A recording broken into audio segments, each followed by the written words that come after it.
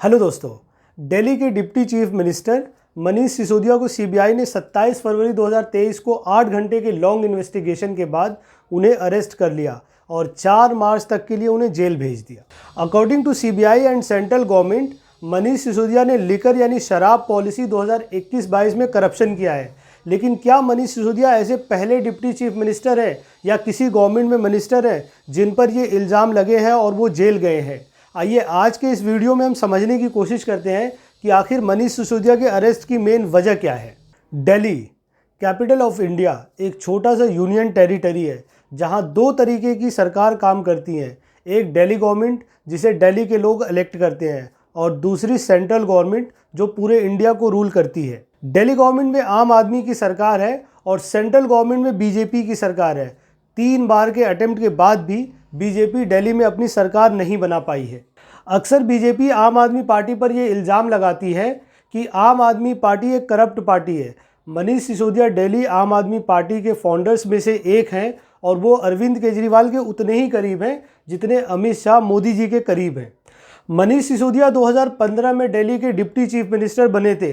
तब से उनके पास 18 बहुत ही इम्पॉर्टेंट डिपार्टमेंट्स हैं: finance, education, labour, PWD, tourism, planning and land building और विजिलेंस। अगर एजुकेशन की बात करें तो मनीष सिसोदिया ने स्कूल एजुकेशन में काफ़ी इम्प्रूवमेंट किया है और स्कूल इंफ्रास्ट्रक्चर को उन्होंने बदल के रख दिया है। दोस्तों, आपको तो पता ही होगा, हर स्टेट में शराब बेचने के लिए एक नीति होती है जिसमें सरकार लाइसेंस इशू करती है और सरकार ही ये डिसाइड करती है कि कौन सी दुकान कहाँ पर होगी। 2020 में दिल्ली गवर्नमेंट एक न्यू लिकर पॉलिसी को प्रपोज करती है। इससे पहले जो दिल्ली की लिकर पॉलिसी थी उसे छोड़कर नई पॉलिसी बनाई जाती है जिसमें ये डिसाइड किया जाता है कि दिल्ली को 32 जोन्स में डिवाइड किया जाएगा।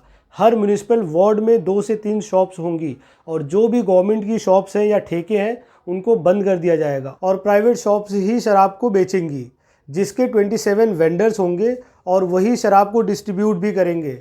गवर्नमेंट ने और भी बहुत सारे फ्लेक्सिबल रूल्स बनाए, जैसे शॉप ओनर चाहे तो वो एमआरपी के अलावा डिस्काउंट पर भी शराब को सेल कर सकते हैं। फाइनेंशियल ईयर 2021-2022 में दिल्ली गवर्नमेंट ने अपने रेवेन्यू को 27% इंक्रीज़ कर लिया, जिससे दिल्ली गवर्नमेंट ने 8,900 करोड़ रुपए जनरेट किए। दोस्तों, दिल्ली गवर्नमेंट का ये कहना था कि इससे लोगों को काफ़ी आसानी से शराब मिलेगी और लोगों को दूर भी नहीं जाना होगा। हालांकि इस पॉलिसी को दिल्ली के लोगों ने काफ़ी क्रिटिसाइज़ किया क्योंकि इस पॉलिसी की वजह से शराब के ठेके वहाँ पर भी खुल गए थे जहाँ पर कभी शराब के ठेके थे ही नहीं, और शराब की ठेकों के बाहर जो लाइनें लगती थी उसकी वजह से लोकल रेसिडेंट्स को बहुत दिक्कत होने लगी थी। लोगों के क्रिटिसिज्म को देखते हुए deputy chief minister Manish Sisodia ने 30 जुलाई 2022 को ये अनाउंस किया कि वो इंटायर लिकर पॉलिसी को विड्रॉ करेंगे और 1 अगस्त 2022 से ओल्ड पॉलिसी को वो इम्प्लीमेंट करेंगे और दिल्ली में सिर्फ गवर्नमेंट शॉप्स को ही लाइसेंस दिया जाएगा अल्कोहल को सेल करने के लिए। अब यहाँ पर एक ट्विस्ट है। दिल्ली क्योंकि एक यूनियन टेरिटरी है जिसकी वजह से दिल्ली की पावर डिवाइडेड है इलेक्टेड गवर्नमेंट और लेफ्टिनेंट गवर्नर के बीच। अब यहाँ पर दिल्ली में कंप्लीट स्टेटहुड न होने की वजह से एक रूल है। उस रूल के तहत जो भी दिल्ली में पॉलिसी बनेगी या पॉलिसी में जो भी चेंजेस आएंगे वो कैबिनेट के बाद लेफ्टिनेंट गवर्नर के फाइनल अप्रूवल के बाद ही इम्प्लीमेंट होंगे।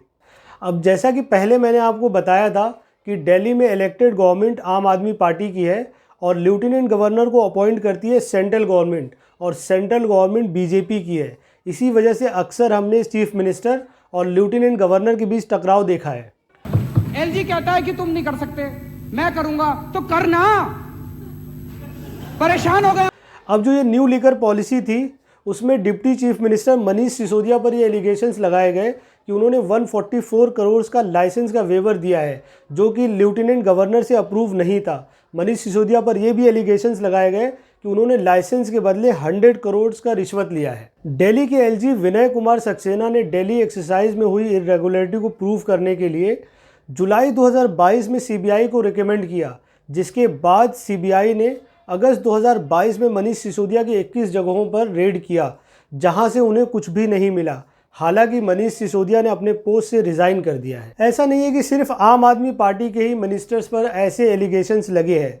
इससे पहले बहुत सारे लीडर्स पर ब्राइबरी और मनी लॉन्ड्रिंग के एलिगेशंस लगे हैं, जैसे नारायण राणे के ऊपर 300 करोड़ की मनी लॉन्ड्रिंग का रैकेट केस चल रहा था, लेकिन उन्होंने बीजेपी को ज्वाइन कर लिया और बीजेपी ज्वाइन करते ही प्रोविंग को रोक दिया गया। हेमंत विश्व शर्मा, जिन पर ब्राइबरी के केसेस चल रहे थे, लेकिन उनकी बीजेपी ज्वाइन करते ही न केवल प्रोविंग को रोक दिया गया बल्कि उनको बीजेपी ने असम से चीफ मिनिस्टर बना दिया। लेकिन अब यहाँ एक क्वेश्चन है कि क्या अगर बीजेपी के मिनिस्टर पर ऐसे इल्ज़ाम होते या है तो सीबीआई इतनी ही शिद्दत से इंक्वायरी करती है?